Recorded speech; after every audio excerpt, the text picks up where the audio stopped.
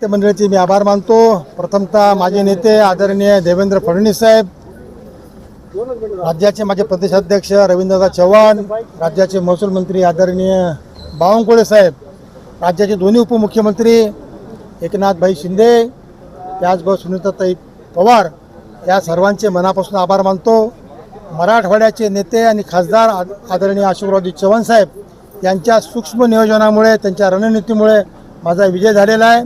त्याचबरोबर नांदेड जिल्ह्यातील 10च्या 10 लोकप्रतिनिधी, 9 विधानसभेचे आमदार, 1 विधान परिषदेचा आमदार, या सर्वांनी मदत केलीमुळे मला आमची जी संख्या 284 संख्या होती आमची पूर्ण महायुतीची, ती एकसंघ राहिली आणि काही लोकांनी, इतर लोकांनी मदत करून 339 मतदान मला मिळालेलं आहे।